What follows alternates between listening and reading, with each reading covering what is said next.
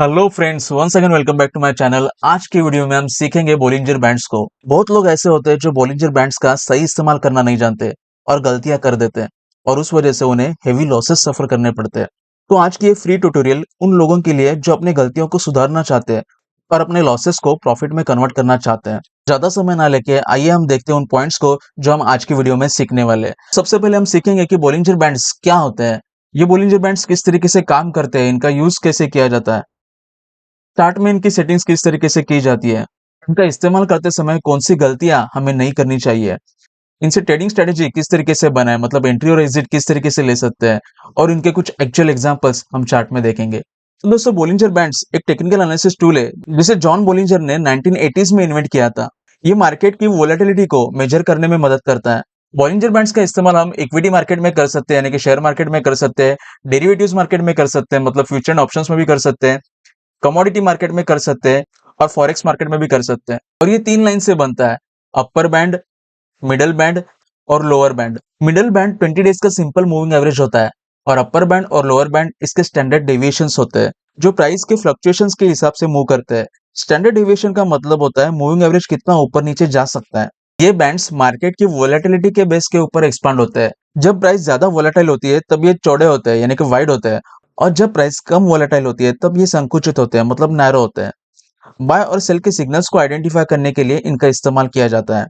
जब price lower band को touch करती है तो मार्केट ओवरसोल्ड हुआ है ऐसे माना जाता है और वहां से प्राइस बाउंस होने के चांसेस होते हैं, और यहाँ पे ये इंडिकेटर बाय का सिग्नल देता है। जब प्राइस अपर बैंड को टच करती है तो मार्केट ओवरबॉट हुआ है ऐसा माना जाता है और वहां से मार्केट नीचे गिरने के चांसेस होते हैं, इसलिए ये इंडिकेटर यहाँ पे सेल का सिग्नल देता है। तो ये इस इंडिकेटर का बेसिक स्ट्रक्चर है। तो जब प्राइस लोअर बैंड को टच करके बाउंस हो तो वहां पे बाय करें, और जब प्राइस अपर बैंड को टच करे तो सेल करें। ऐसा अगर हम काम करेंगे तो इससे हमें सक्सेस रेट केवल 50 to 60% का ही मिलेगा। मतलब अगर हम 100 ट्रेड करते हैं तो 100 में से 50 से 60 ट्रेड ही हमारे प्रॉफिट में रहेंगे। सक्सेस रेट बहुत ही कम है। इसके कुछ एग्जांपल्स देख लेते हैं। आगे जाने से पहले, ये मेरा ज़ीरोधा डीमैट अकाउंट है। अगर आप शेयर मार्केट में इन्वेस्टमेंट करना चाहते हैं और अब तक आपके पास डीमैट अकाउंट नहीं है तो मैं आपको सजेस्ट करूंगा कि आप ज़ीरोधा के साथ अपना फ्री डीमैट अकाउंट ओपन करें। ज़ीरोधा भारत का सबसे भरोसेमंद और सबसे बड़ा डिस्काउंट ब्रोकिंग प्लेटफॉर्म है जो लो ब्रोकरेज के साथ साथ fast account opening, advance trading platform, education, support और ढेर सारी रिसर्च और एनालिसिस टूल्स प्रोवाइड करता है। वीडियो के डिस्क्रिप्शन में मैंने अकाउंट ओपनिंग लिंक दी हुई है, उस लिंक पे क्लिक करें और अपना अकाउंट आज ही ओपन करें और शेयर मार्केट में निवेश की यात्रा शुरू करें। तो ये निफ्टी का चार्ट है और यहाँ पे इन इंडिकेटर्स में जाके मैं बॉलिंजर बैंड इंडिकेटर को लगाता हूँ।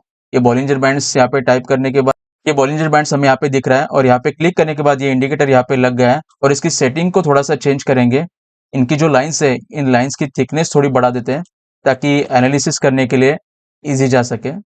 इनकी बाय डिफॉल्ट सेटिंग जो होती है वो 20 और 2 रहती है। 20 मतलब 20 डेज का मूविंग एवरेज, और ये 2 स्टैंडर्ड डेविएशन है। ये अपर बैंड है, ये मिडिल बैंड है, ये लोअर बैंड है और ये प्राइस है। प्राइस ने यहाँ पे अपर बैंड को टच करके जब शॉर्ट सेल का सिग्नल दिया था तो बाय का सिग्नल यहाँ पे दिया था जब प्राइस लोअर बैंड को टच हुई थी। तो इस तरीके से अगर काम करते तो ये पोटेंशियल था, ये पोटेंशियल हमारा मिस हो जाता।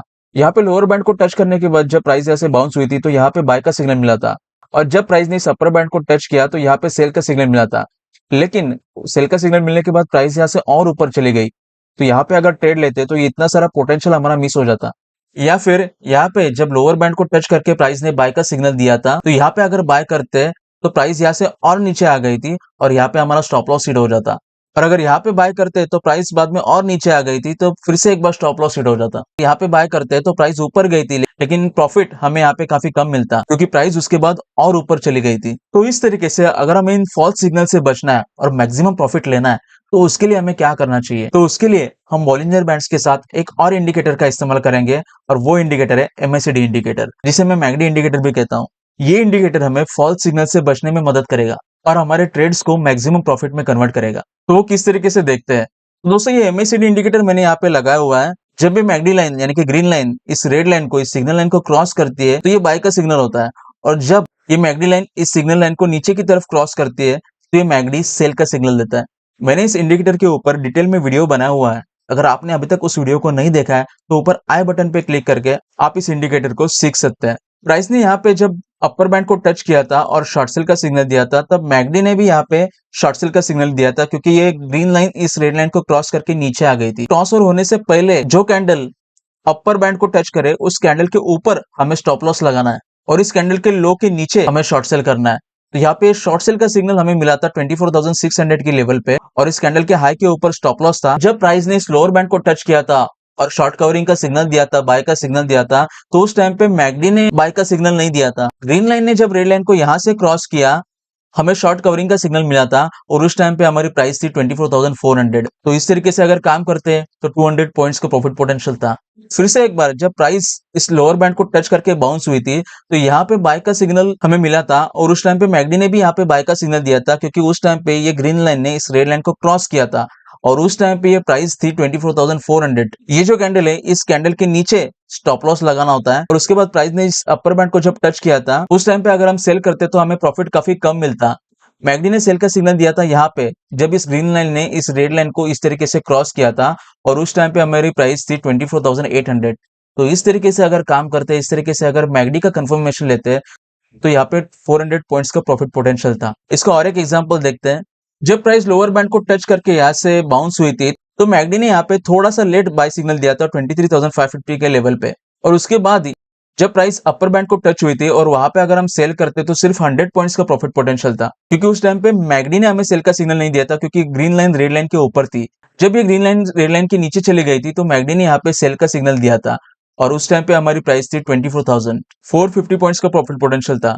और एक एग्जांपल देखते हैं। जब प्राइस ने यहाँ पे अपर बैंड को टच किया था और शॉर्ट सेल का सिग्नल दिया था तो उस टाइम पे मैकडी ने भी शॉर्ट सेल का सिग्नल दिया था, क्योंकि ग्रीन लाइन ने इस रेड लाइन को नीचे की तरफ क्रॉस किया था और उस टाइम पे प्राइस थी 49,300 और उस तरीके से अगर हम शॉर्ट करते तो प्राइस बाद में नीचे आ गई थी और जब प्राइस ने स्लोअर बैंड को टच किया था उस टाइम पे अगर हम प्रॉफिट बुक करते तो हमें प्रॉफिट काफी कम मिलता, क्योंकि मैकडी ने उस वक्त हमें बाय का सिग्नल नहीं दिया था क्योंकि ग्रीन लाइन रेड लाइन के नीचे थी। मैकडी ने यहाँ पे बाय का सिग्नल दिया था जब इस ग्रीन लाइन ने इस रेड लाइन को क्रॉस किया था ऊपर की तरफ और उस टाइम पे 47,200 की लेवल पे बाय का सिग्नल हमें मिला था।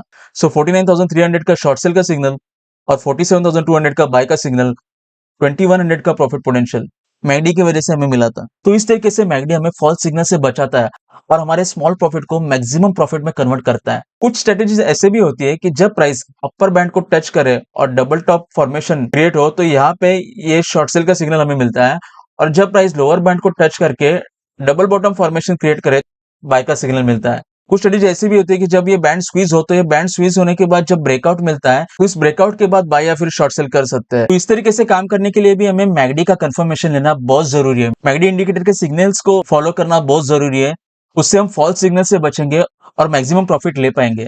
मैकडी के साथ अगर हम मूविंग एवरेजेस को, वॉल्यूम को, आरएसआई को अगर देखते हैं और इन इंडिकेटर्स का अगर कंफर्मेशन लेते हैं तो इनसे हमारा सक्सेस रेट और भी बढ़ सकता है। इन इंडिकेटर्स की ट्यूटोरियल्स मैंने इस वीडियो के डिस्क्रिप्शन में दी हुई है। अगर आपने अभी तक इन वीडियोस को नहीं सीखा है तो वहां पे जाके आप इन इंडिकेटर्स को सीख सकते हैं। तो आज बहुत आसान तरीके से हमने बॉलिंजर बैंड्स के कंसेप्ट को सीखा है। इस तरीके से हम फॉल्स सिग्नल से बच सकते हैं और अपने स्मॉल प्रॉफिट को मैक्सिमम प्रॉफिट में कन्वर्ट कर सकते हैं, ये हमने सीखा है। अगर आपको ये वीडियो पसंद आई हो और आपको कुछ नया सीखने को मिला हो तो कृपया इस वीडियो को अपने दोस्तों के साथ शेयर करें। शेयर करने से ना सिर्फ उन्हें मदद मिलेगी बल्कि मुझे भी मोटिवेशन मिलेगा और मैं आपके लिए और भी इंफॉर्मेटिव वीडियोस बना पाऊंगा। आपके सपोर्ट के लिए बहुत धन्यवाद। चैनल को सब्सक्राइब करना ना भूले और बेल आइकन को जरूर प्रेस करें ताकि हमारे नए वीडियोस की नोटिफिकेशन तुरंत मिल सके। धन्यवाद, मिलते हैं अगले वीडियो में।